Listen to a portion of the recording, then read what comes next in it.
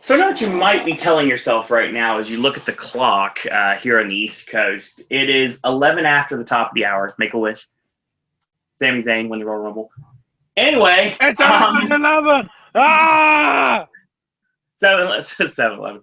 Sami Zayn win the Royal Rumble. La La Land break records tomorrow. Anyway, and there's actually a chance that both of those will happen. So the reason why we're early. So that is the ones that dream. Exactly. That's what we should play tonight for Sami. Anyway, make that happen. That's our ending music tonight.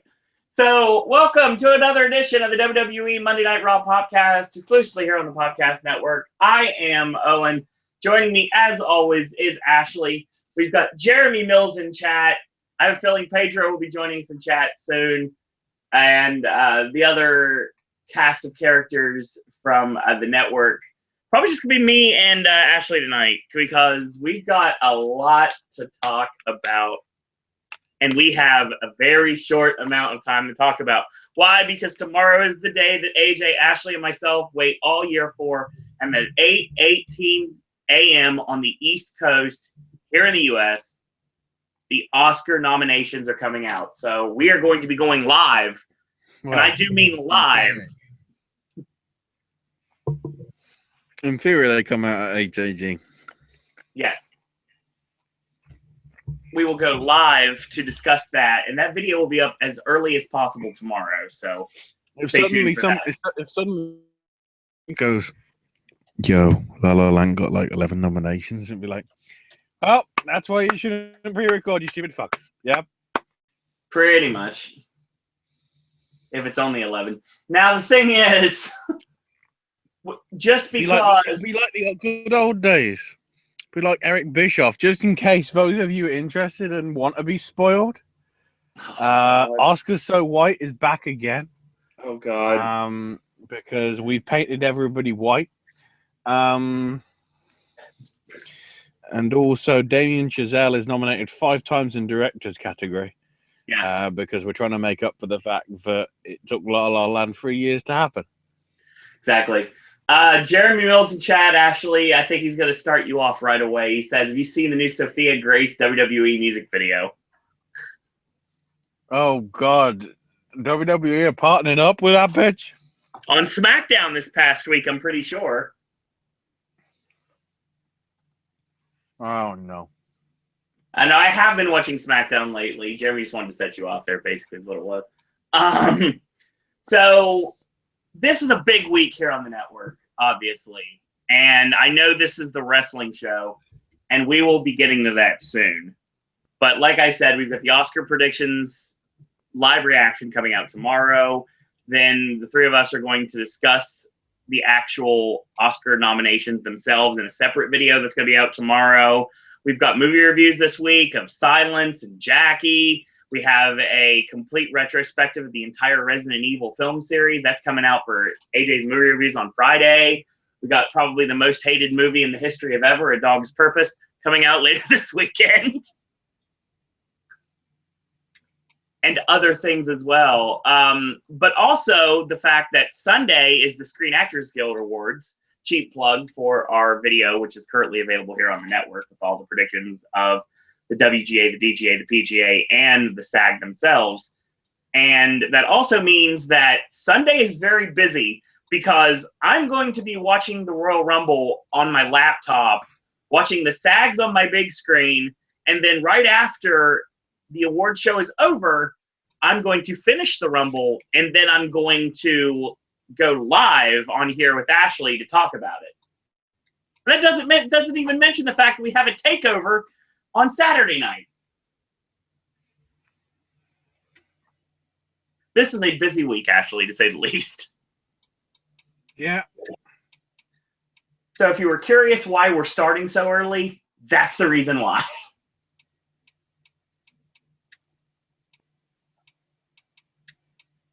So we were in Cleveland tonight. It's been a good year for Cleveland, really, overall. In sports. Not like I know anything about this, but so I've heard. So Quickens loan.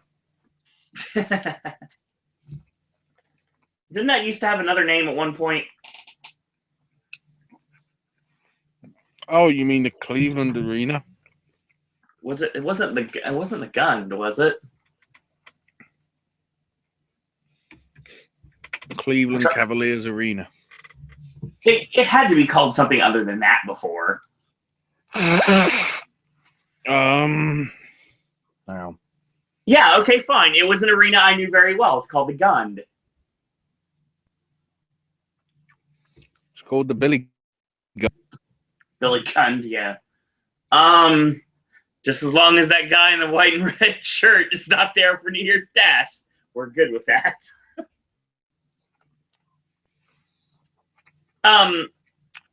So we're going to be talking about what happened on Raw. This is the go-home show for the Royal Rumble. A lot of things going down tonight. Jeremy says he saw Kathy Kelly on Raw on Score 360. Don't mean anything. I'm seeing her tweet a lot. Apparently, she needs to be invited to any and all weddings because she will make sure the cake disappears. All right, I've now got to find an excuse to get married. Indeed.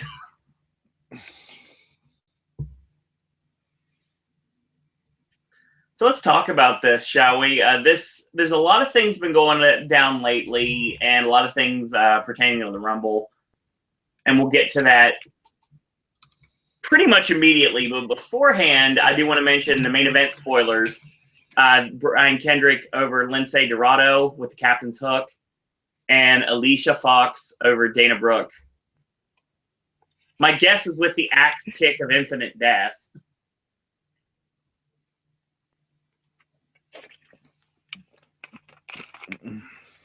If you want to watch Alicia Fox and Dana Brooke, check out main event. You know that Alicia should have a submission move. Oh no. I know where this is. Please tell me it's not called the Foxcatcher. How about the Foxcatcher?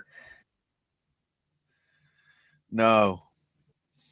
Do not taint that epic movie with that bitch. Oh, I love that movie. You know that. Yes. I hate that bitch. One of these things is not like the other things. Fair One point. of these things, in brackets, Fox, doesn't belong. All right, fair point.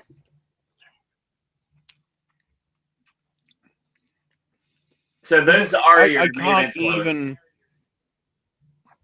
I can't even start tonight by actually talking about how Raw starts because holy shit, Kevin Dunn went up to 11 stupid tonight. 11 stupid.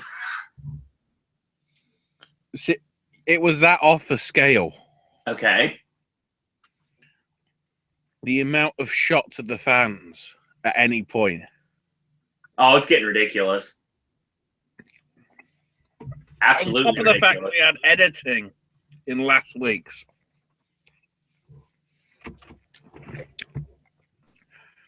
I wonder if that excited fan has sued WWE for defamation of character. Nah, I highly doubt it, but, he might want to. Yeah. We are not lawyers, but we recommend suing the fuck out of them. No, we're definitely not lawyers. Yeah. Then again, I'm trying to remember from the angles. I don't know whether R.D. Evans is a barrister. We see him on Raw and SmackDown plenty of fucking times. That is true. What's that all about? So, we open with Cleveland with Boo. So that's why either one of two things. One, they've put up a shot of Owen on the Titantron. Or two. Why were they putting up a shot of me on the Tron? I'm not hated in Cleveland. Clearly, maybe other places.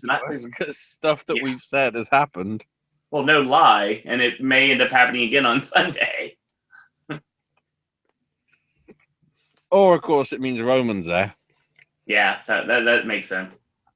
And Roman says 40,000 plus people are going to see me win the Universal title on Sunday. Cue Kevin and Chris.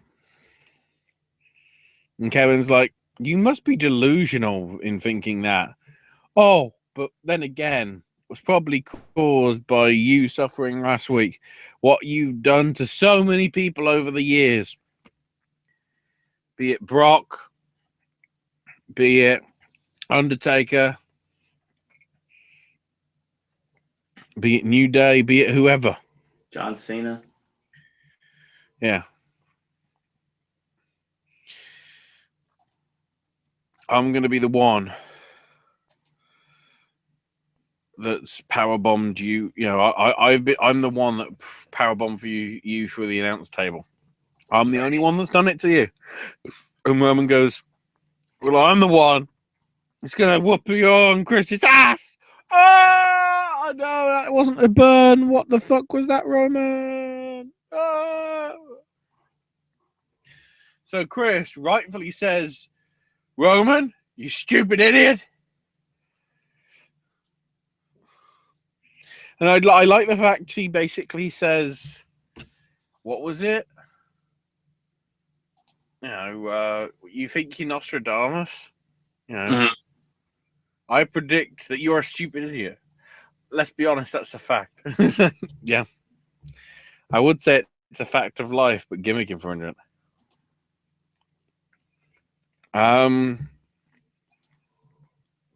He says, you know, Roman thinks it's funny that Chris is going to be hanging over the ring at the Rumble in the Shark Cage. Well, you know, I think the funny thing is, I'm US champion and you're not. And sure, you know, I'm going to be hanging over the ring like a sexy pinata. Hang on. A very sexy pinata on Sunday. But tonight, I'm up for a fight. And Roman's like, so that means you're giving me a rematch for the US title?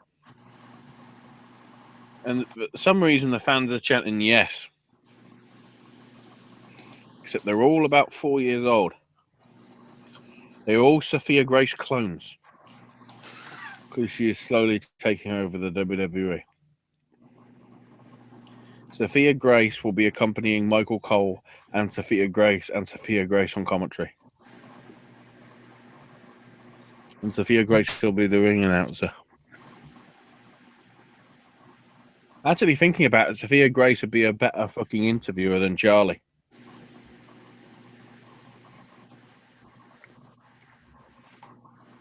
Because Sophia Grace has actually emotion. So Kevin's like, look, Chris, I'll deal with this. We accept the match. And Chris is like, what the fuck did you just do? Pretty much. And Kevin's like, don't worry. Don't worry. You got this covered. By the end of the night, you'll be the one locked in the cage, Roman. And Roman goes, no, I don't think so. Because in the space of a week, I'm going to be US champion and Universal champion and prove that as much as Kevin wants to, he'll always be the guy. Stop this. Stop this. Stop this. Right now. Seriously, this needs to end.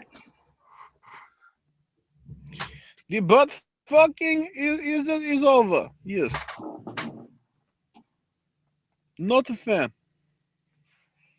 Apparently Goldberg's here tonight.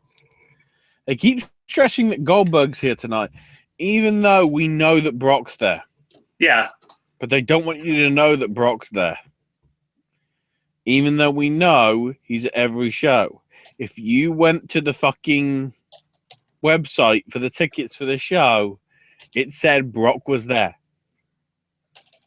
So why did they suddenly go, oh, he isn't there?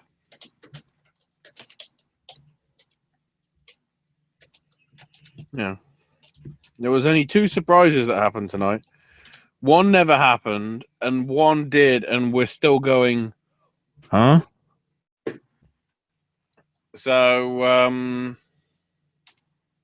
Cesaro and Sheamus make their way out as they recap the shady title match from last week. And apparently, because of that, they're going to be on the pre-show for the Rumble. All 2 hours of it. Which means, yes, the entire festivities, not including if there's a post-show, will last 6 hours. Oh my roughly. God. I feel fucking jealous. I want to watch SAGs with you. Oh, I have work to do. Damn We're it. live after the SAGs and still talk about the Rumble. Have we worked out what we're doing with that? We're going live after the show. After the Rumble or the Guilds or both or neither? After the Rumble. What if the Guilds run late? They're not going to. They're only till 10. No. Oh, okay. So, yeah, the pre-show is going to have the Raw Tag Team title rematch on. Except we've got 2 officials assigned.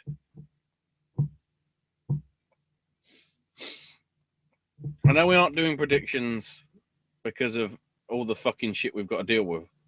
Right. But looking at it, I swear they're going to do another Dusty finish. It could be Brett Luger from 94 because we haven't had that in a while. One referee's going to go, this person won. The other referee's going to go, no, this person won. And then we have to have a rematch in Laredo. Oh, boy. The following night. Possibly. But either way, Cesaro is taking on Luke Gallows. I can't not mention that Jericho was like stepping over his words the whole time in this. This was really weird because Jericho usually doesn't mess up promos. And he was like saying words wrong and like mispronouncing things. It was just really strange from him.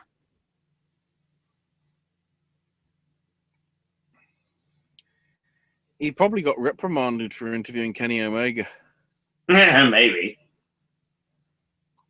And having Don Callis on. It was like, Possibly. that's twice the opposition. So, yeah, Claudio Castagnoli taking on Festus.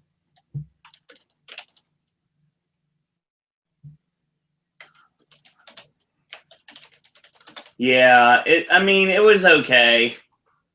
Just, it was short. I'll give him that. Let's see if I have some notes on this match.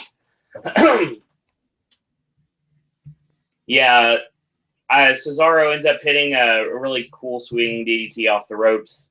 Not off the buckle, literally off the ropes for a 2. Goes for the swing, gets blocked. Gallows goes to the outside. He shoves Sheamus to try to get him to interfere because they got rid of Carl Anderson during the commercial break. Cesaro gets kicked off, and the referee's distracted. Sheamus with the clothesline, so tag team champions working as the great faces they are. Anyway, tosses him in. Slingshot into a sunset flip, goes for the sharpshooter, and Gallows is tapping out. The referee is distracted. Carl Anderson comes from behind, boots Sheamus in the back. This allows a distraction for Gallows to hit a glancing super kick and a fireman's flapjack for the 3 count. So, Good Brothers losing on Sunday. I'm not too shocked at this, which sucks because Gallows and Anderson used to be something, and now they're kind of there. And that stinks because WWE, especially right now, need viable tag teams in Raw, especially, to mean something. Because right now, their tag team division are basically comedy acts now. Your comedy segments for Raw are the tag team division. That's not how it should be.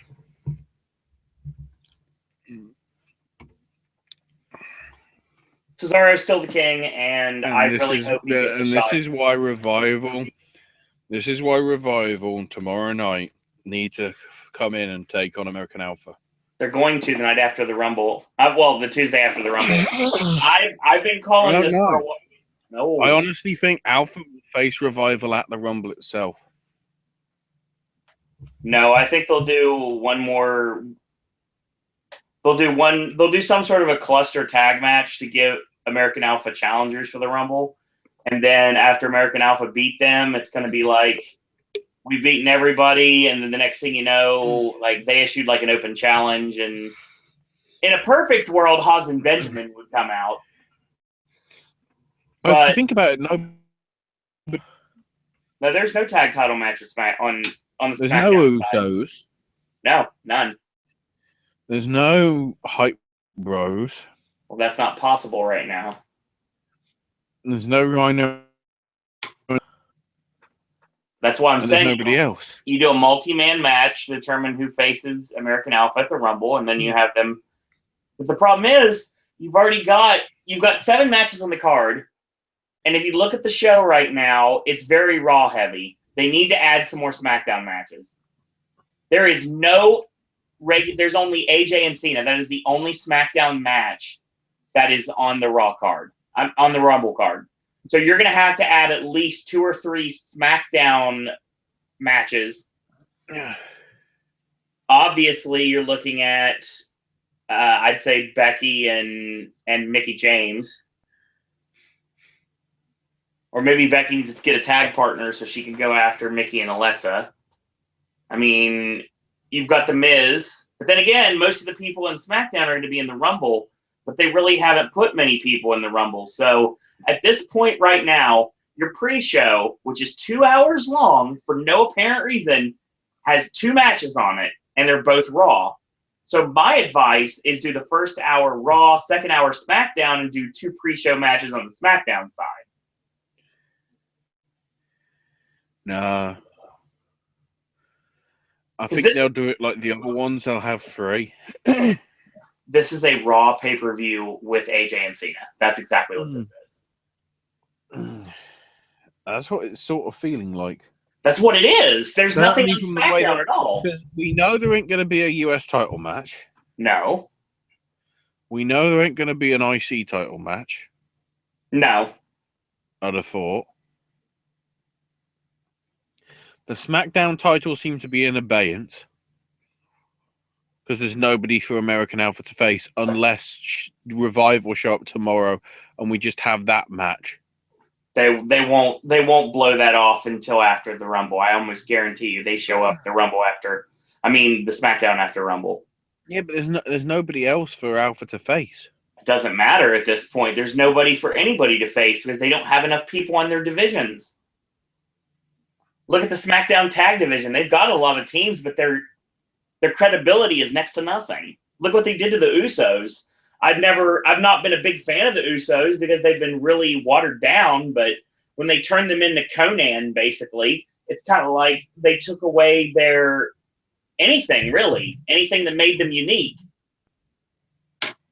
And they killed their credibility. And they need to build up another team to go after American Alpha. That's why you bring in Dash and Dawson, which makes sense. But the thing is, look what they did with the Vaudevillains. They could have had them build up, and they killed them. They could have built up Fandango and Breeze. They killed them.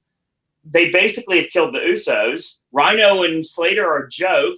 I mean, they really are hurting for a tag division on both brands right now. Mm-hmm. Especially given the fact this is a big 4 pay-per-view, and there is 1 SmackDown match, and the rest is Raw, and that's 6 matches versus 1. Now, granted, I know that people like Baron Corbin are going to be in the Rumble, but that's not enough. I think in order to show equality on the rosters, if they're really shooting for that, they're going to have to give SmackDown at least 2 pre-show matches to compete with the Raw matches. Like I said, do 1 hour for Raw, do 1 hour for SmackDown. I mean, you don't have to brand it that way, but you can. And then, or mix them up, do 1 Raw, 1 SmackDown, 1 Raw, 1 SmackDown for the 2 hours you have. I mean, 2 matches for a 2-hour pre-show is not enough. So you do that, and then you add at least 2 more matches on the SmackDown side of things, and then you have more SmackDown people in the Rumble. Because if you look at the Royal Rumble match, again, Ashley, there's not many people that are from SmackDown. Oh God, I've just realized we're not actually gonna get a match with Becky or Mickie on the Rumble. Okay. Think Natty and Nikki. I hope not. God, I hope It's not. the only one that seems to make sense to be a match. God, I hope not. If they put a crap feud between Nikki and Natalya over your title, which is actually somewhat warm right now. I can't say it's hot. Yeah, but it wouldn't be for the title, would it? No. You put that match over a match that it would have been for the championship. That makes no sense at all. Right now, you've got Corbin, Ambrose, Miz, Ziggler, Bray, Orton, and Harper in the Rumble. Everybody else is from Raw. Except for The Undertaker, which doesn't count for a brand right now. And Lesnar, well, Lesnar's technically Raw now anyway. So you have Corbin, Ambrose, Miz, Ziggler, and the Wyatt family. And then The Undertaker. Everybody else is designated on Raw.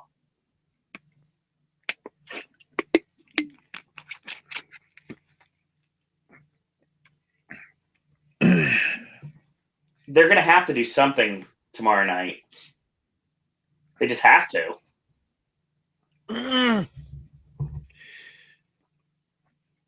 AJ? Well, AJ and Cena is already signed for the Rumble. So, I mean, you've got to do something else. I mean, you've got to build. And the thing is, your SmackDown, the programs that you've started with your SmackDown brand, almost all of them are in the Rumble. Mm-hmm. So, I mean, I think SmackDown is really going to get the short end of the stick. I sense they could have the title losers in the Rumble. I mean, they could do that anyway. You know, Roman or Reigns or Owens, because I think that'll be the first of the two. Could easily come in like late and do a second appearance. If they do Cena and AJ right before the Rumble, that's the only thing where I wonder whoever loses will not be in the Rumble. Because those guys are going to... Are they going to give them 46 minutes? I don't know at this point. I think they're it's really... It's not like they haven't got the time. Well, I mean, it makes sense, but it also means that it makes too much sense. Like, let's look at the SmackDown roster right now. I mean... By the way, this is a Raw show, but fuck it. Well, no. I'm just talking about the fact that SmackDown is very much, like, not even in contention for the Rumble this year. The show, which has become actually a quality show that people should watch, right, is really being treated substandardly right now. I see your point. Yeah. Right. I don't know what the answer is, though. Okay, let's look at this real quick. I mean, this is a Raw show, I know, but okay, let's look at it. The Vaudevillains are dead. They screwed them up. Apollo Crews, I mean, I have a feeling he'll slide in the Rumble to continue his his mini feud with Dolph Ziggler. That's fine. Corbin, I'm doing it in order. Corbin's already in. Bray's already in. American Alpha will probably have a title defense of some sort. Hawkins is not being taken seriously. Ambrose and Ziggler are in. Eric Rowan could always show up, but I don't know. Breezango, that would be awesome, but I don't know. Slater and Rhino, maybe. Jack Swagger could be in it. Could be an entrant. Honestly, Ashley, I'm almost thinking they're going to put Ellsworth in there. Yeah.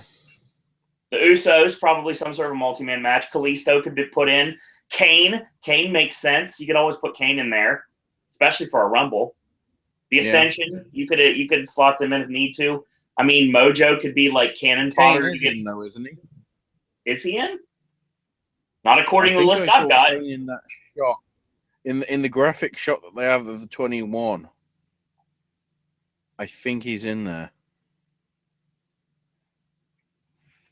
unless he's just not listed on anything. But I mean, that's possible, I guess. Randy Orton's in. I don't know if we're gonna ever see Shelton Benjamin. Like the Miz is already in, so I mean, Zack Ryder's out. So yeah, there's really nobody. Then you've got like names like Scott Hall and like Hacksaw Jim Duggan and like the legends that could possibly come in, do a one shot. Then you've got people like that everybody's expecting to come in, like do a one shot, like potentially people that are no longer on a roster anywhere. I know a lot of people are thinking Kenny Omega showing up on Sunday. I don't believe it at this point. I think it makes more sense for him to stay in New Japan.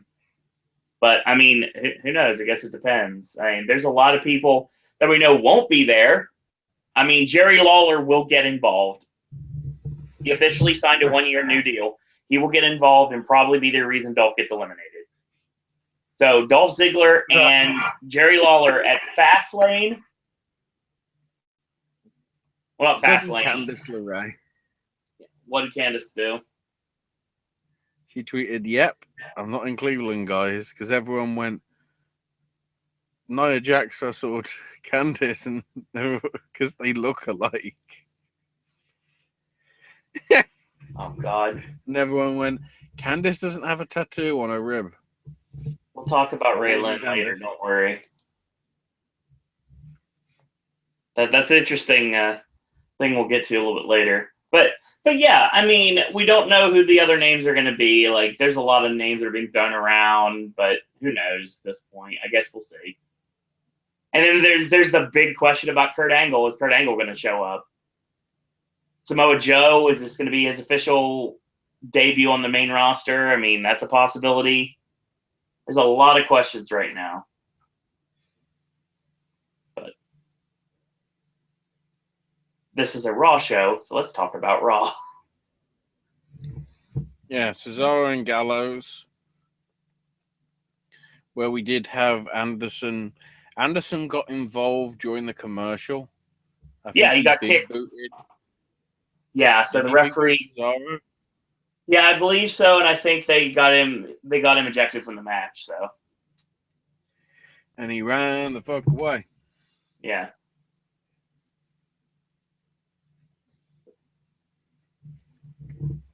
So we get Foley backstage. Hang on, you didn't go over the finish, did you? Yeah. Did you mention how Sheamus broke the Sheamus broke the ring apron? I didn't see that actually. When he got kicked the fuck out of him, right? When he landed in the one screen where his head went black for about 15 seconds. Oh, nice. And then turned back on. It's like, holy shit. It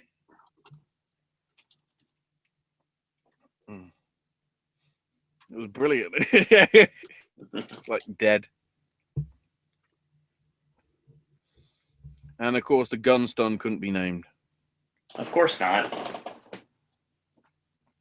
So yeah, Foley's talking with Steph on speakerphone. Basically, she's like, "Why the US title match?" And he's like, "Cleveland's got to have a grand main event heading into the Rumble." And Sammy comes in and says, "You know, what do I need to do to be in the Rumble?" And Foley's like, "Man, you're in, but before we can." Steph cuts him off and says, No. Sammy, you've got to earn your place in the Rumble. And I'm like, what about everybody fucking else? You know, why can Goldberg say I'm in? Why can Brock say I'm in? Why can Undertaker say I'm in? It sort of doesn't make sense. Not really. Sort of, you know, at all. Anyway, it's going to be against Seth Rollins. And then Steph wants Foley they can speak. And she says something which you obviously don't hear, and he's like, look, I don't agree with it personally, but I'll tell Seth what you said to me. And then we come to Corey interviewing Bailey earlier today. And Bailey says she can't believe she's getting a title shot, especially considering how her fandom of WWE her to where she is today.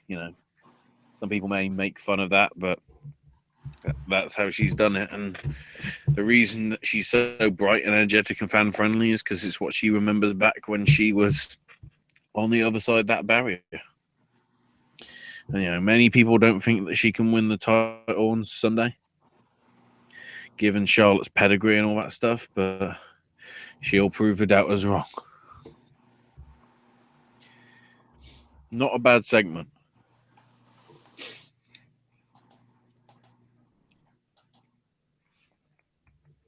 So Steph's backstage. Foley comes in. And Foley's like, I got off the phone with Steph. And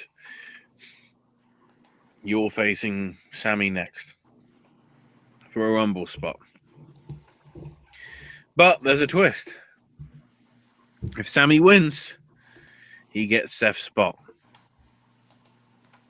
So Seth has to win to keep his place. And Foley says, look, I wasn't a fan of it. And Seth's like, no, I'm okay with that. Just means now I've got to beat Sammy before I can win the Rumble and make a laughing stock out of Stephanie and Hunter. And then we get Rollins versus Zayn. Or as I like to call it, Tyler Black versus El Generico. Yes, absolutely it was. In Cleveland, too. True. But what we need to establish is this is one of the best Raw matches that we've had in quite a while. And of course, it's not one of these type of matches if I don't have copious amounts of notes for it. Mm-hmm. So I'm just going to enjoy this. So we pick it up where Rollins goes for the springboard knee strike. Sami Zayn Rob Petrie's in, which means he sidesteps it. Hits the Blue Thunder, gets a near fall. So Sami leaps the top on the flying body press. Seth rolls through for a near fall. Hits the Michinoku driver, near fall off that. Sami gets caught. They're setting up for a superplex off the top. And he knocks Rollins off the top. Rollins ends up maneuvering his way up to the middle rope anyway, hits a flying guillotine for a near fall. And he hits 2 knee strikes from the front face lock. And he gets countered, roll up from Sami Zayn, and Rollins escapes out of it, hits the Avada Kedavra for a near fall, and does the deal, hits the Falcon Arrow, and gets the near fall. Again, back and forth, trading forearms, pump knee strike, which looked amazing. Rollins looks like he's setting up the Rainmaker, but instead of the Rainmaker, he hits the Sling Blade. So a boot in goes to the pedigree, gets countered, and he goes for his rope walk tornado DDT. Sets up for the Aluva kick, but it misses. Pedigree gets countered. Rollins backdropped over the top rope to the floor. And Sami gets caught with a high kick. Rollins ends up setting him up. And yes, he sets up a Pepsi plunge. I was trying to remember what that was. Yeah, I thought that was very well done. That would have been funnier if that had been Chicago. So he sets up the Pepsi. To be quite honest, I was really hoping Sammy would reverse it into a brainbuster. Brainbuster. That's exactly what I was thinking too. But I'll tell you right now, I'll tell you right now, Ashley, if you want to see Sami Zayn hit the brainbuster, wait for WrestleMania when he's facing Kevin Owens for the Universal title. That's the only time you'll see him hit it. So it gets countered. Rollins gets caught with the Sunset Powerbomb, and of course the near fall off of that. Sami Zayn sits up for Tiger Suplex 85, gets countered, and Ghetto Blaster from Rollins charges in, eats the exploder into the buckle. Rollins goes to the apron as Sami sets up the Haluva kick. So Sami decides to get on the apron and go for the Haluva kick anyway. He charges in, gets super kicked in the midsection, and Rollins proceeds to pedigree him on the ring apron. That's the hardest part of the ring, you know. Exactly. Crowd went nuts for this. Absolutely crazy. He rolls Sammy in the ring. He's basically dead weight at this point. Goes to make a cover, and all of a sudden, Triple H's music hits. Crowd explodes. But it was all for nothing. It was just simply a distraction from the game as Sami Zayn rolls up Seth Rollins into a small package. 1, 2, 3. Seth Rollins is out of the Royal Rumble. And Sami Zayn, one step closer to what we predicted a year ago happening. This match was fun. This match had believable near falls. The only problem with this match I can see, Ashley, is the fact that they really split the crowd. Big time. To some extent. You've got two baby faces, and when you have two baby faces, you force the fans to choose. And I know we got a dueling chant numerous times during the match, but I honestly think, other than Rollins getting screwed out of being in the Rumble, I really think Sami Zayn won the crowd over in this match.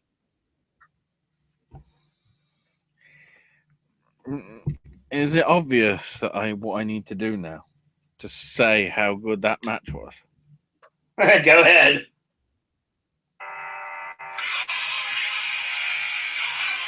Yes! It was actually fucking glorious.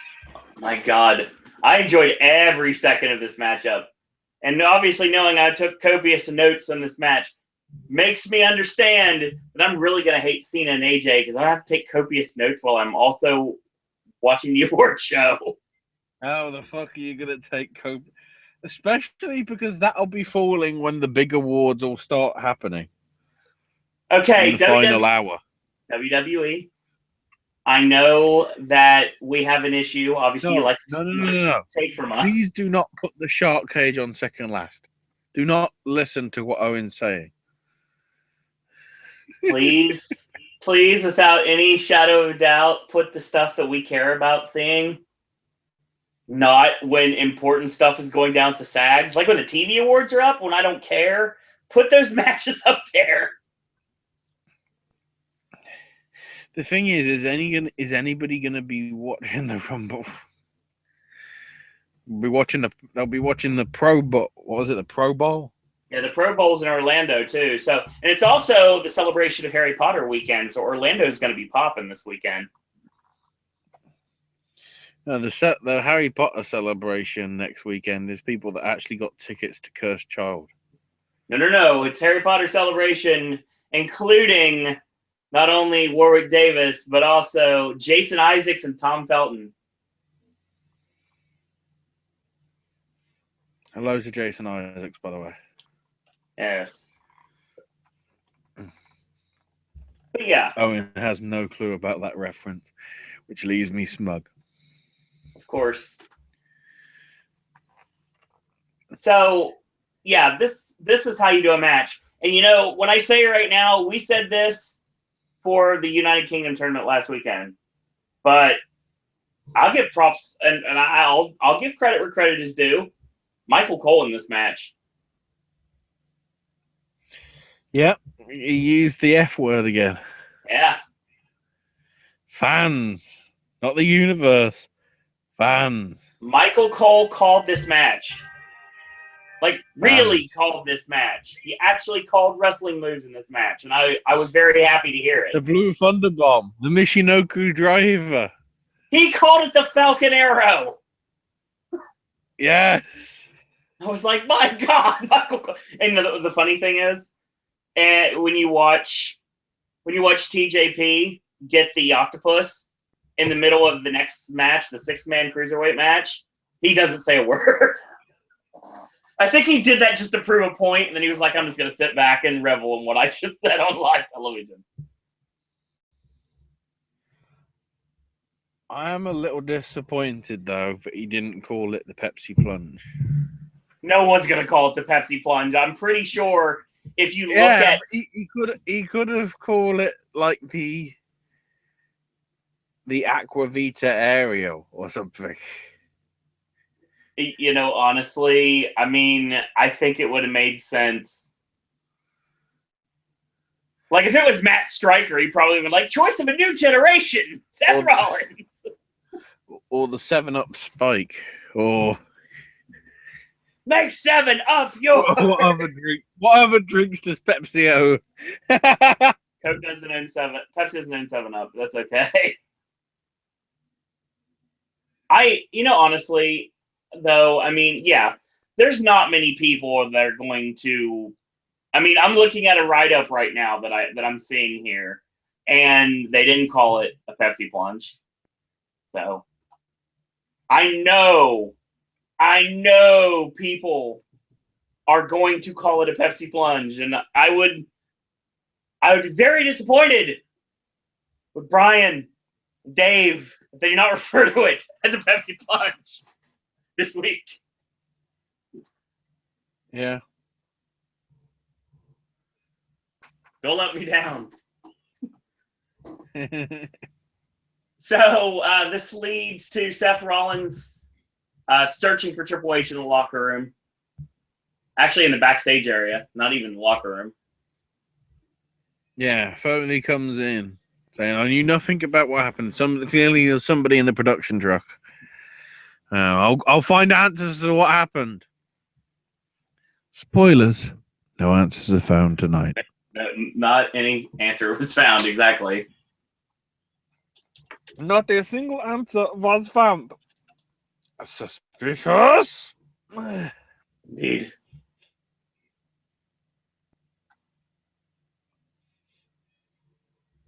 Continue. So, then we have Shawn Michaels winning the Rumble in 95 because he's going to be on the pre-show, apparently. Yep. Neville's facing Cedric Alexander on 205 Live tomorrow. Talk about that on Wednesday. And sticking with the cruiserweight shit. 6-man tag. It's Daivari, Nice and Gulak taking on Gallagher Perkins and Mustafa Ali because he isn't a prince anymore. He even gets like a little video hype package. Yeah, they really hyped him up. Well, it's funny thing is Ali's got this really awesome finish. And I think that sometimes they book him just so he can use that finish. It's kind of like how they originally were booking Billy Kidman in WCW to show people he can do a shooting star press. Even when he was with Raven's Flock, he still was put over for that. Yep. And that's exactly what they're doing with Ali here. Gallagher can do no wrong at this point because of the Gentleman's Duel and all the wonderful things he's done with Daivari. Yeah, because of all the wonderful things he does. Yes, exactly. He apparently is the Wizard of Oz now, according to that wording. Yes, exactly. Good stuff in this match. I will say there was a botch early on that was kind of annoying here. So they set up a fireman's gut buster off the buckle to Tony Nese on TJP, and he catches him off the buckle and he kind of slips him a bit, so he picks him up and does it again. The fireman's carrying the gut buster, the Dean Malenko special. Good stuff here. Ali gets a hot tag. He hits his high kick and then the through the ropes rolling neck breaker for a near fall, and then Gulak ends up the victim of the imploding 450 when there is craziness that goes on in the ring. So basically, Perkins and Gallagher come in the ring and they end up taking out the heels. Nese gets caught with a spinning heel kick, and Gallagher with the headbutt of infinite death. Might as well call it the red card at this point. And he ends up knocking himself out, basically rolls to the outside, leaving Nese to get caught with the imploding 450 from 3 count. So, yeah, I mean, this was fine. It was really short, but it was to introduce the Raw crowd that are not aware to who Mustafa Ali is. It did what it had to do.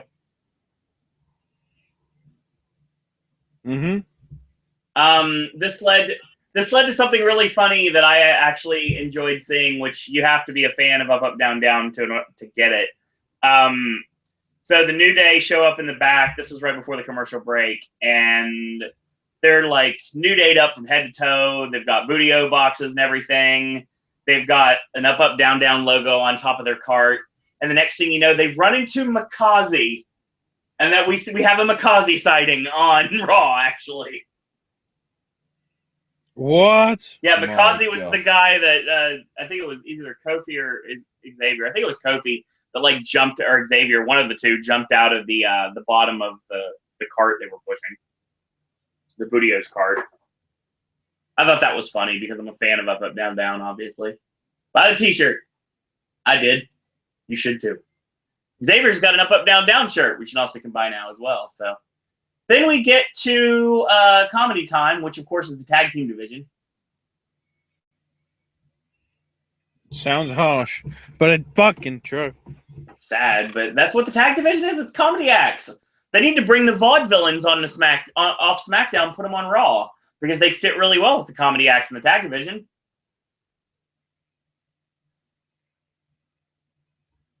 Yeah.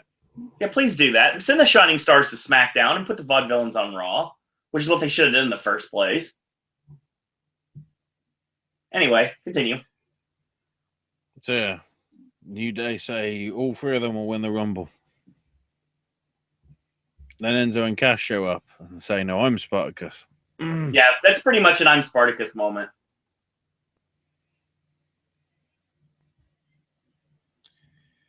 Then Rusev and Jinder show up. And Rusev's basically... Are Rusev and Jinder both in, or is it just Rusev? According to this, anybody can put stuff on Wikipedia. As of right now, Rusev's the only one in, but that could change. So yeah, whatever. Other, at least Rusev's in, whatever. Right. Titus comes out, and New Day immediately go, no, we're sick of you interrupting us last week. We don't want you interrupting us again. So, what the hell's going on? Says everybody. And Titus says, I may not be in the Rumble, but I can still be in matches. So there's going to be an 8-man tag match with New Day and Enzo and Cass taking on me and Rusev and Jinder. And of course, New Day go, seriously? There's only 3 of you. Who's 4th? No, we need the bloody Darth Vader no here rather than Braun, because I literally just wrote down the 8-man tag match is next. God help us all.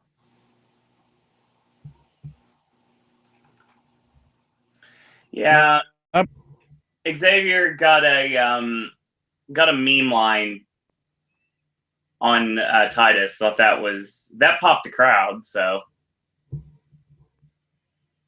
then we led to the New Day and Enzo and Cass, which I have an immediate bone to pick with this. Like I said to you, I'm going to bring it up to everybody here.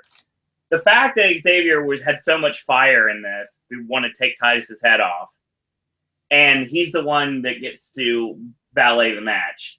I understand he's got the brand new green trombone, but which fits their still fruit stripe gear they're wearing. But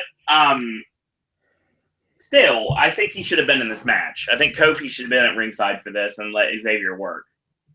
But I haven't been a booker for a while, so there you go.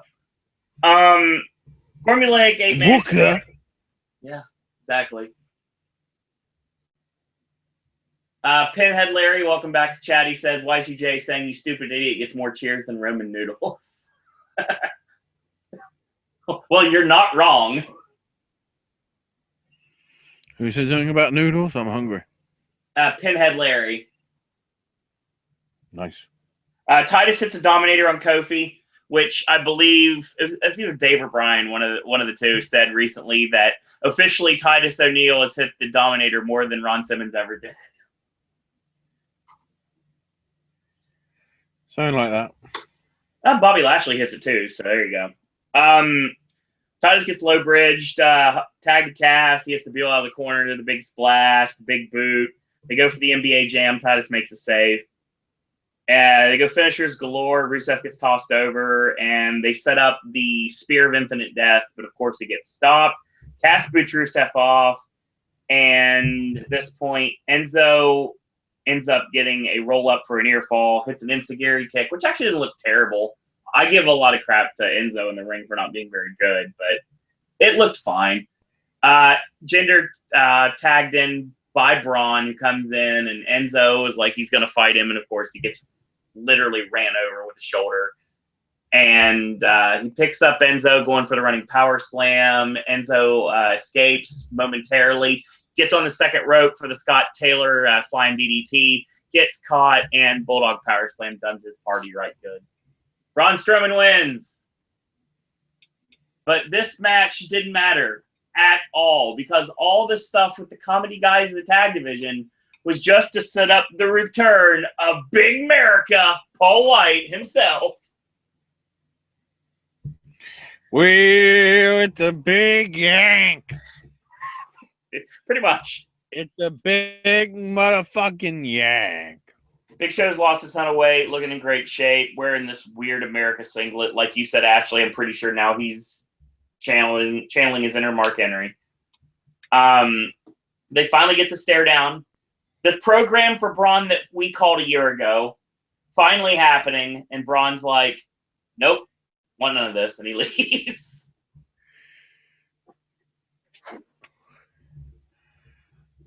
Oh, let's run the fuck away. So the great thing is, so then the commentators are hyping up the network, saying if you buy now, you get NXT Takeover and the Rumble and Elimination Chamber for free. Right. To be honest, wouldn't you also be getting No. Is Fastlane? Fastlane's not till March, is it? Fastlane's February. Is it? I'm almost positive Fastlane's February. It might be. I don't know. I have to look into this. But I know Elimination Chamber's February. Fastlane might be March. I don't know why I said Fastlane's February. I think it's March now. I think about it. Let's look into it. It's always good to check this out. Yeah, Fastlane is March 5th.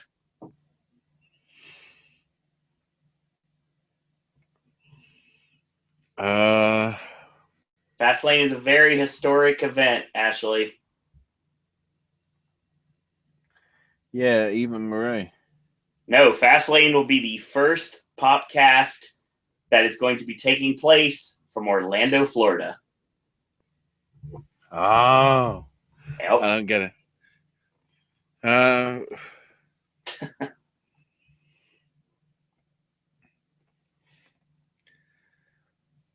So they talk about that, and all of a sudden, Big Show and New Day show up.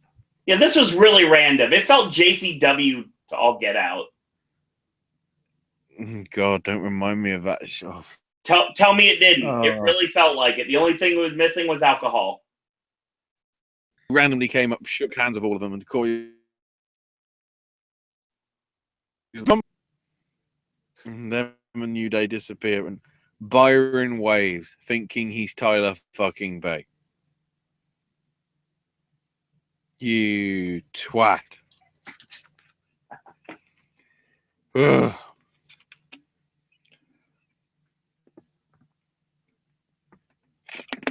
So this leads us to our next match. It is for the United States title. Chris Jericho defending against Roman Reigns. I have some notes for this match. I want to mention something right off the top. This is completely out of the order, but I do want to mention it. Owens was hardcore on Byron's case during this match. Good. I think it was hilarious. One of the things Owens said was, I gotta see if I have it. I think I have it in my notes here. Yeah, he says, the reason why you're here is because you're not good enough to be a wrestler. Good. Which is not an incorrect statement, because Byron, of course, started off in FCW for a bit, and then they were like, nope, you're not doing that. You're going to be a commentator now. So that's what happened with him. Same thing with Abraham Washington. That's how he became a manager. But yeah, Owens was just giving him the business the whole time. It's very entertaining. Owens on commentary is great.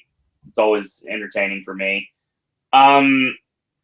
So this match it's got a really weird spot that happens midway through. I think you were getting your dinner at this point, Ashley. Did you see when Roman ends up getting caught, like Jericho goes for the face buster, and usually the face buster and the lion salt? Oh, vaguely. Oh my God. So Jericho goes for the face buster, and Roman turns, and it looks like he kind of picks his ankle to try to save it. And the announcer's like, next thing you know, he catches it with a Samoa drop off the ropes, and I was like, it's been saved. But I was like, it's still there, and Matthew, that's for you. And the thing is, yeah, he goes for the Superman. Jericho catches him with a drop kick. Codebreaker gets caught. He puts him on the buckle. He spins him around as a sit-out powerbomb for a near fall. Looked kind of awkward as well. He goes for the spear after he growls, and Roman ends up getting leapfrogged. A Superman connects. Owens, of course, has had enough by this time. He leaves the announce desk and ends up going and attacks for the DQ.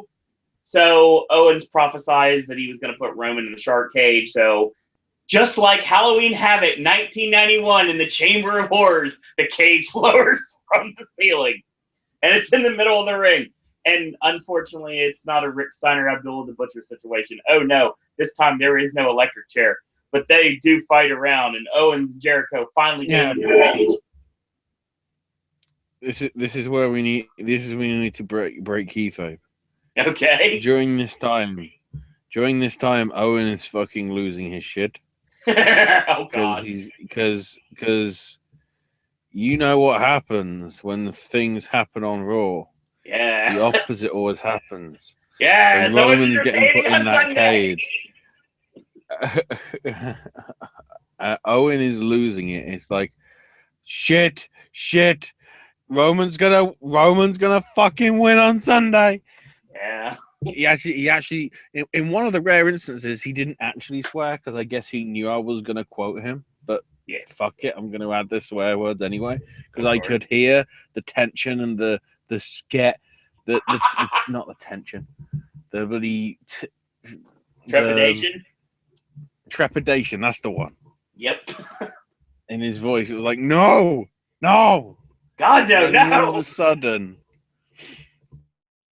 someone busted the door open, took out Chris, threw Kevin in, and started locking it. It was just, I thought Sami Zayn had won the Rumble, because all I heard was, yes! I was like, all is good in the world. Yes, it is. Absolutely. So all signs point probably to Roman possibly not winning. Roman's most likely going to lose on Sunday. It was interesting the way that after this was over, they set up the fact that it's going to be a no DQ match. So the purpose of this is to keep Jericho out, because you're putting him in the shark cage. Even though he can still, with the bars, you can still throw a foreign object down. Shock, surprise, that's probably the finish. But the thing about that is, for all of a sudden, Chris will come out with a jacket again. And inside the jacket will be every weapon imaginable. That would be great. If he came out with a jacket in it, that would be the best. As long as Jericho is in the shark cage, Owens can do anything he wants in this match. Yeah. I mean, he could literally have a taser and just tase Roman before the bell and then just pin him. Just as Yeah, long let's as do that, Jericho's in the because- short cage. Well, no, it makes sense to do that. Bloody Goldberg's on the show. I know. There you go, WWE gave you a free one there. And Roman won't have to worry about taking it because he has the protection, of course, from his laser tag vest. I'm trying to remember, what did the taser incident happen in the Alamo Dome? I'm trying to remember where Nitro was that week. Trying to see when exactly it was. Now, I do remember that Goldberg ended up facing Scott Hall. Actually, Goldberg faced Bam Bam Bigelow. And no, it was Scott Hall because Bam Bam ran out for the save. It was Goldberg and Hall at Sold Out that year in Charleston because I was there. And I definitely remember that. But I'm trying to see where the match with... Yeah, it was at Starrcade 98, and it was in DC. Ah, we're in the wrong place. Damn it! Would have been great. But no. So yeah, Owens retains on Sunday. Life is good. One step closer to having the dream main event that I want for WrestleMania, since I'm going to be there. But I do think it makes no sense, really, to do... It's kind of overkill to do a no DQ stipulation on a match that already has an antagonist that is high above the ring in a shark cage. They're really trying to stack the deck in this match. Yeah. And if Roman was a babyface, that would work. Roman's not a babyface, no matter how much the WWE wants him to be, so that's not working. I guess we'll see. So this leads to Charlotte and Corey Graves. No. You missed out on the bit you noted down. Oh, yeah. It's time for your WWE creepy moments. WWE creepy moment promoting not the movie coming out Friday, but the Resident Evil video game that's coming out. Coming out tomorrow. And it is, of course... Considering if you are Eastern time zone, right, and shops are doing midnight releases, you're probably playing it now and then realizing this is sort of Resident Evil, but not really Resident Evil. It is... Because from what I've heard from the reviews, it's a mixed positive. Right. It's not mixed, but it's not overly. It's not like Resident Evil 4, like everybody loves it. Right. It is a sort of, yeah, it's pretty good, but there's problems here and there, sort of thing. Right. Just like the Wyatts. SmackDown. There's problems here and there. SmackDown's Wyatt family are the creepy moment of the week that are brought to you on Monday Night Raw. There are so many things wrong with this. I think it makes perfect sense. Brand extension, my behind. As in, it makes no sense. Exactly. I mean, the brand extension has been good for a lot of things, but it has been absolutely horrid for other things. It goes back to that first podcast we did when they did the draft on SmackDown. And we talked about the fact that Raw was way too heavy, SmackDown had way too few.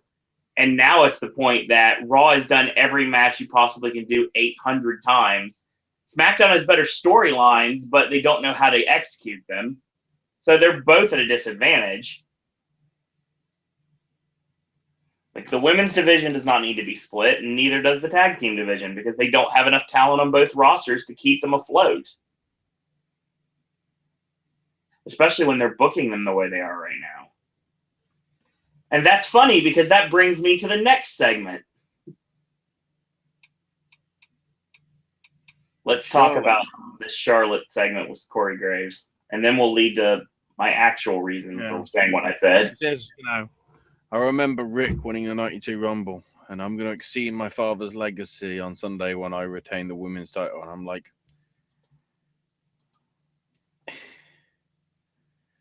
that really isn't fair to Rick. So I can't say it's fair to Flair because then that associates it with her. That is true. I don't know why we're trying to continue this gimmick about how she's the best Flair. Let's be honest. The best Flair was probably the last Flair wife. Not the current one, but the one before it. Because the fucking prenup she must have signed has made her fucking rich. Hence why Rick's had to do all the shit that he's done. Because of alimony. It's a lot easier to get a picture or an autograph from Ric Flair than it ever was in the past. Yeah. And she's the strongest wrestler, male or female, that's ever been in WWE. Mike Tyson is known to beat shit out of women, isn't he? Yeah. And then says, I respect Bayley for all NXT work, but she isn't worthy of being considered champ. And she'll walk in and out champ. When you see this, you realize Charlotte isn't really that good on promos. No, she is not. Because if you were trying to sell me on that match, holy shit. Give me Natty and bloody Nikki. Because at least with their shit, as melodramatic as it fucking is, it's more believable. Right. Than Charlotte's promo. And she's supposed to be the champion. I am sort of wondering now whether they're tempted to just get the belt off Charlotte early. I don't think they'll do that. I think fans are getting sick of her being at the top for so long. Fans are sick of Roman Reigns as a babyface, but they're not changing their mind about that either. No, it's not even that in terms of like the fans and stuff. She's got the John Cena effect, as in, does anybody ever get the chance at being champ? The storyline here is every Bayley time they gave it to Sasha. Every time they gave it to Sasha, they switched it on the pay-per-view. But here's the thing: the money is to be made with Bayley winning the title at Mania.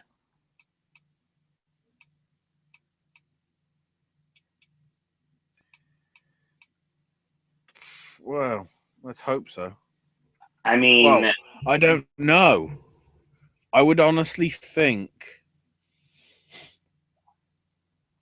the Alamo Dome would be a better place to do it. That's not the story. I think yeah, but I think Orlando needs to be just the NXT girls. I don't think Orlando needs to be Bayley versus Sasha. Honestly. But we're not even close to there right now. Yeah. Because we're doing this storyline with Sasha and Nia Jax.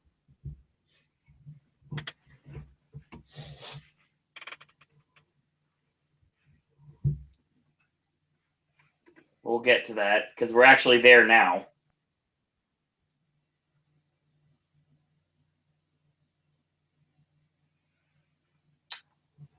If this show wasn't needed to get turned down a bit, we get Nia Jax in the ring. Taking on Ray Lynn. Ray Lynn, yes. Hello, AIW. Yeah, a lot of Nick Dinsmore, Al Snow trainee, the Miley Cyrus of professional wrestling. From Pittsburgh, but works in the Cleveland area, so it makes sense. So she has this match, if you could even call it that. She has this match that literally is simply a few moves and that's it. There's an avalanche in the corner. She slumps down, and she's basically seated, like sprawled out in the corner, like you would have set up a Bronco Buster. Nia gets on the middle turnbuckle and hits the bonsai drop on her knees.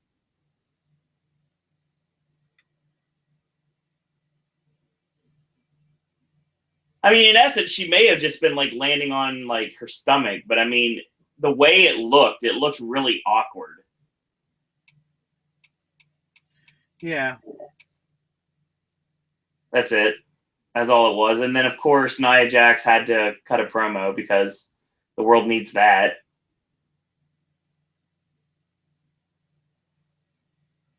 Which just brings out Sasha Banks. She returns with a crutch. She starts beating Nia with it. Nia no-sells her. And then she ends up hitting her double knees off the ring apron. With her bad leg, of course, on a Nia. And then they set up the match for the pre-show.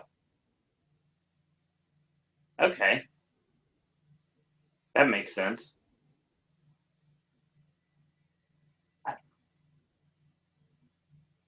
The rumor is Emelina's debuting at the Rumble. Whether I believe it or not is anyone's guess. But the thing about it is, if she's going to debut, she has to debut basically in this match or Bayley versus Charlotte. And I can't see either one happening. Yeah. That's the problem. I see your point. Oh my God. We get our next match, Rich Swann, the Cruiserweight Champion, taking on Noam Dar with Alicia Fox. Like I said, Noam Dar and Alicia Fox basically doing the Jimmy Loves Lacey angle with if it was booked in one day with bad writing. Yeah. Which I hope Jimmy has no bit in this storyline, but I know I can understand if he did. Yeah. All's forgiven, Jimmy. You wrote it like this. All is forgiven, Jimmy.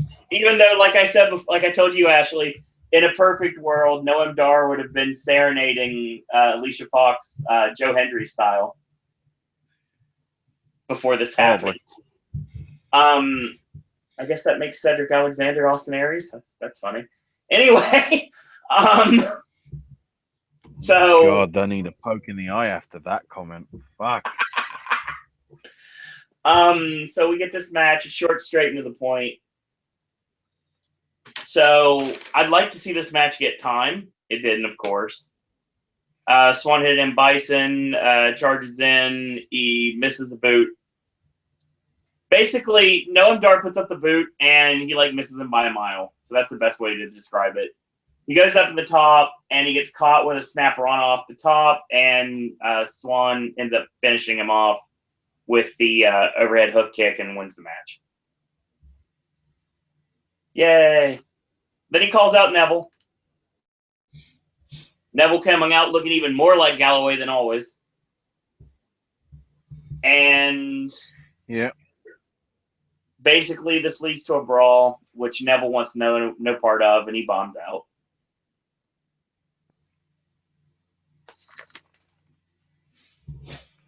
We get Cedric Alexander in the back with his arms. My God, Cedric Alexander has giant arms.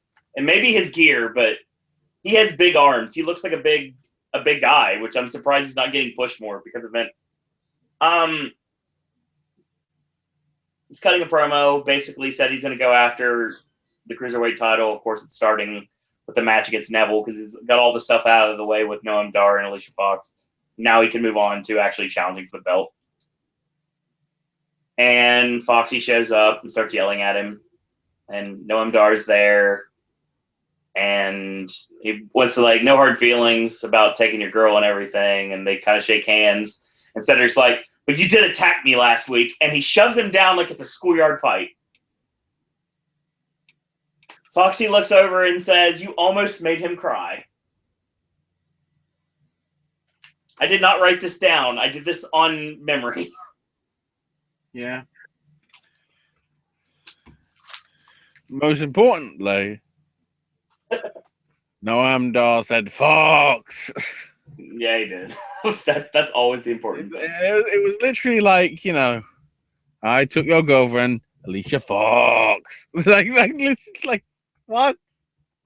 It's just so he could say the name. I'm telling you, they really could have done this. They could have made him Joe Hendry. It would have been amazing. I'd love to have just. Foxy Fox. I mean, he could have got like Bing Bing Bong Fox. A Bing Bing Bong Fox. Now, unfortunately, the storyline would have worked better in TNA where you actually have an actual DJ. But I mean, I could imagine them totally have doing Fox. Fox. So every week you've got Noam Dar singing some sort of a song about Alicia Fox, and eventually she gets tired of it, and eventually she ends up joining him at the end. You know who Alicia Fox would have been perfect for? I like the storyline if they did it my way. The American Wolves. Oh, God. Oh, my God. That just hurts saying it. That's the reason why the show's about to end. In more ways than one, because it is time for Mr. Headbutt the Door and basically knock himself silly. You meant I didn't even notice that. Okay, so the door. Okay, just like back in the, I'm a big WCW guy. I always have been. Everybody knows that. The Goldberg entrance, which apparently is even in the video game that way, because Goldberg is presented by 2K17, because like the game actually presents him literally. Look at the. I remember him banging on the door, but you never saw him bang on the door. He bangs on the door, he kicks the door, he headbutts the door, and then all of a sudden you see him walking and walking and walking, and you notice that he's starting to like slow a little bit, and he's like breathing a little differently. And then when he finally gets to the top of the ramp, you realize that Goldberg is now bleeding.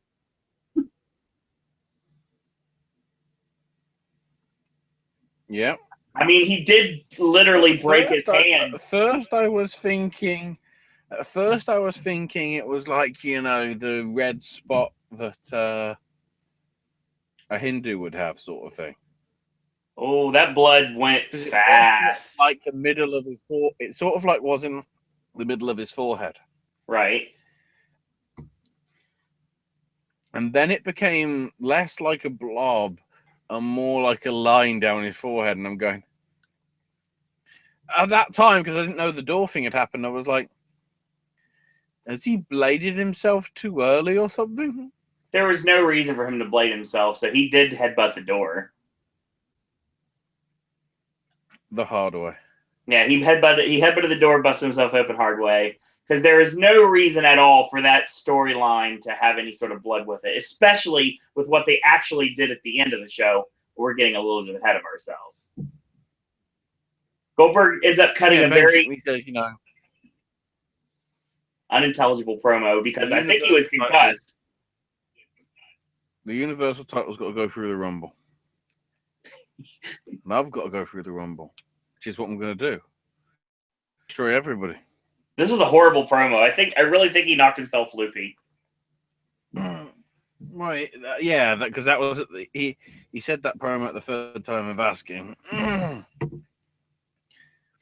Paul Heyman comes out and says, to save the angle, because they put the camera immediately on him and took it completely off Goldberg. As glue was being used. Exactly, because you see him toss it to a fan at ringside right before Brock gets in the ring. And Heyman's like, imagine all the great possibilities that could happen. Goldberg versus Orton. Goldberg versus Strowman. Goldberg versus the Giant. Big Show. Goldberg versus The Undertaker. And of course, the most important, Goldberg versus James Ellsworth. Oh, God. Sorry, Goldberg versus Brock Lesnar. And then here comes Brock, who just comes out onto the stage, admittedly. I love his Cleveland Cavaliers colored shirt. His Suplex City shirt this time. Yeah, of course. That was nice.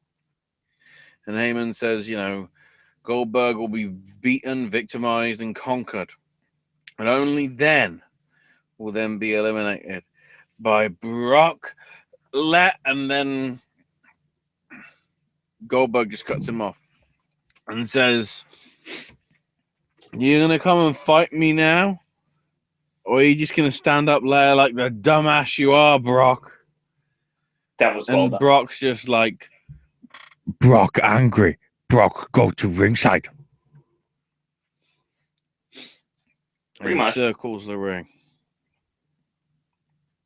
Gets up on the apron, gets in. And they stare each other down. And then the bong happens.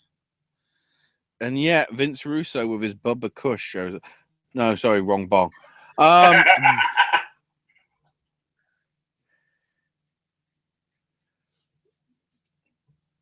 Undertaker shows up. And the three have a joint stare down. And then the lights turn purple. And Raw goes off the air. And I'm like, that's a weird climactic, anticlimactic ending. So I'm guessing the giant brawl with everybody is happening on SmackDown, which is fucking ironic because there's only about 7 people on there. Yeah. Not including surprises. I don't there's know. Surprises at the Rumble.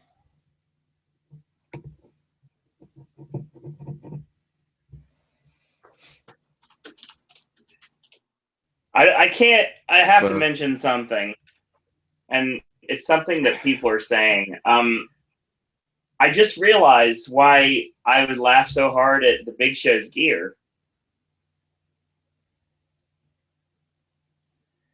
Is it Jack Swagger's gear? He's Captain Insano. Come on, from the Waterboy. Oh, vaguely remember that now, yeah. It's not the same thing, but I mean, it's kind of like a toned down version of it. But yeah, like the sides of it, it's basically Captain Insano. I mean, I thought you were gonna point out the fucking idiot fans. Oh my god! Like the one Mark person that was ripped just off his looking shirt. up at the roof. He wasn't okay. First off, I know why he was doing that, because if you've been to a live show before and you have good seats, you still manage to look up at the Tron, and the Tron is above your head. So my guess is he was doing that, unless we just caught him in a dark skies moment, and I highly doubt that was the case. Last time I checked, that guy's not Terry Russell. The corpse of Dusty Rhodes. That guy in the front row was one of the palest filming guys. Everything on his mobile. Yeah. And it's funny because when I noticed the video that happened where Nia Jax, in her gear, attacked Sasha Banks, and then all of a sudden, right before the attack happens, in the back corner, you see Tom Phillips pick up his iPhone and start filming it. Did not notice that when I watched this originally. And then, should we bring up Mr. Clean? Go ahead. So, when New Day come out, he wants a ladle of Bootios in his mouth. A lot of people want that stuff now. Yeah, but this is a grown fucking man. Yeah, that's true. This isn't a kid. And then when Goldberg comes out, the guy thinks he's Hulk Hogan?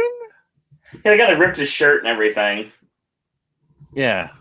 Which makes me wonder, does he have a second shirt?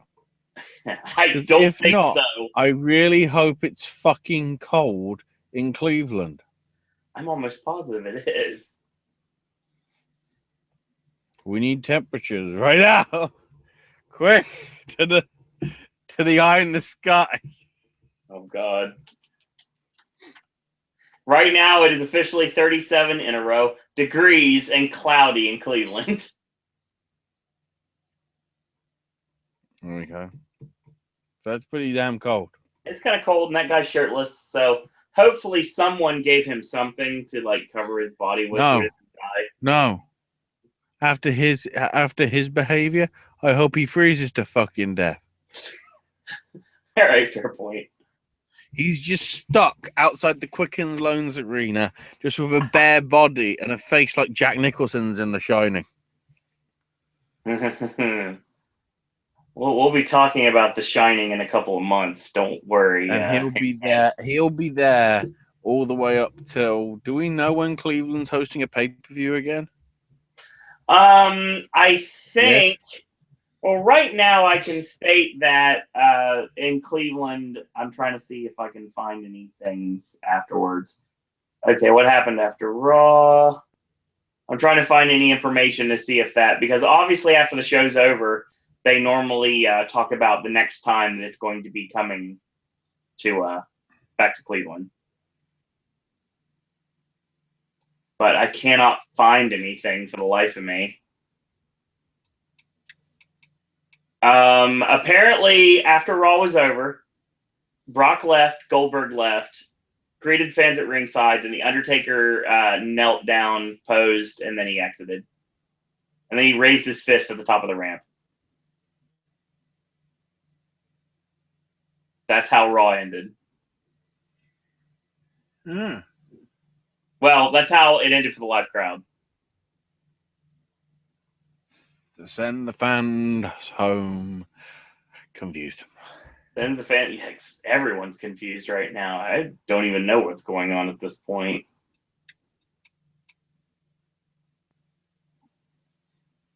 Yeah, apparently this guy met Kevin Owens at the Quicken Loans Arena after the show was over. I'm looking at stuff on Twitter right now.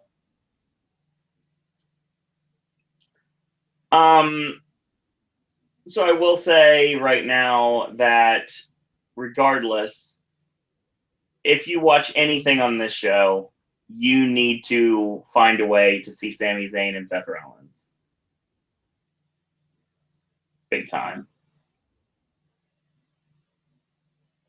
I mean, right now, they should announce some. I'm trying to say before the show's over, but I don't think they will. Before the show's over tonight, they should officially announce when Raw or SmackDown or whomever is coming back to Cleveland. But if anything, I'll have that information on Wednesday. I'll look for it and try to get it on Wednesday. But yeah, that's your show, and that's what gets us hyped about the Royal Rumble. Okay. I guess we'll see what happens. I mean, we've got SmackDown coming tonight, and of course, that will pad out the rest of the card, and we'll be able to talk all about that on the Wednesday Wrestling Podcast at 9 p.m. on Wednesday night.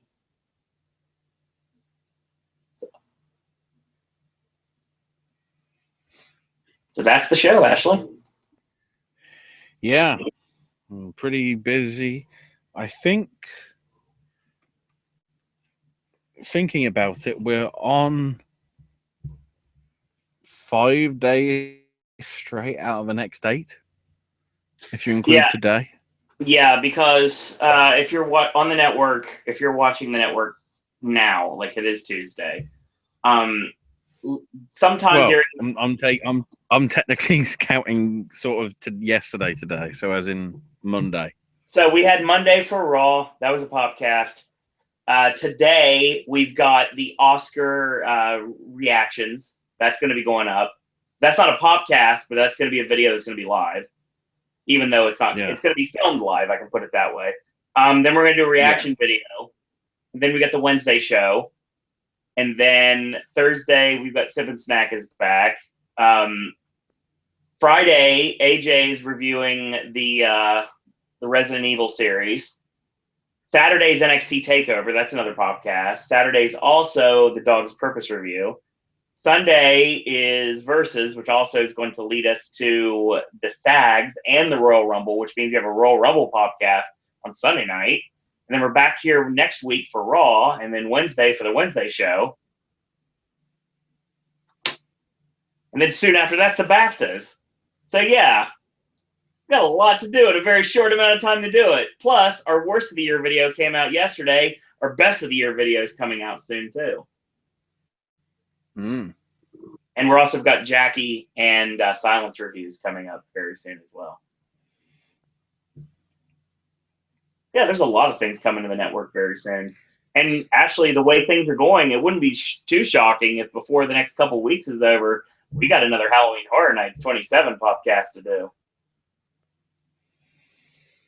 Oh, Chucky Ducky. Yeah. Quack! Quack! In more ways than one, you may be correct. I still think it's only a scare zone, though. Yeah, that's your show. Join us if you're a Booker T's in the scare zone. Well, you said Chucky instead of Shucky, so yeah, maybe we'll see. So that's the show. Ashley, where can we find you on social media? Twitter is at Ash is my name UK. I nearly forgot it because I'm fucking tired. I've got to be up in 6 hours. Me too. To realize how wrong I was for choosing Roger Deakins. My issue was not knowing about Aaron Johnson being in the running when I made my predictions. Yeah. So when someone from Nocturnal Animals gets in today, I'm going to be like, well, it was the wrong one. I wish I would have realized that going in. I can't remember how much and how many people I left out from Lion because now I have to.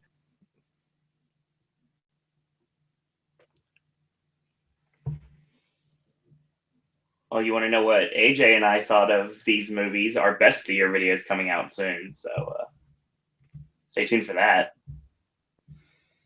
And while you're at it, I gave you the schedule for the rest of the week, so stay tuned for the other content here on the Popcast Network. Of course, follow along with our official Twitter. It's at Popcast Network. Check out our Patreon. It's a Popcast Network. Our Zazzle merchandise is a Popcast Network. My Twitter is at Suro and Disney. And we have our Facebook fan page. Still close to 200 likes. We totally appreciate you guys and girls out there for liking our page. We really appreciate it. You can get more information at Popcast Network on Facebook. So in the meantime, I want to thank you guys and girls out there for watching. Watch tomorrow as La La Land breaks records. Well, let's not exactly get ahead of ourselves. Also, I may be stalling this because I need to find the music. It's called to play out this. It's called prediction, sir. Don't be surprised if La La Land breaks records later today. Plus, on top of that, don't be surprised if we get a very surprising to everyone, with the exception of maybe a handful of people, winner for the 2017 Royal Rumble. And that's who I dedicate this final song for tonight to. Is it? I went for the obvious one. All you basically say is, until tomorrow, boys and girls. That's all we've got to say about that. Then the black circle comes up, and then a giant graphic says, the end. Exactly.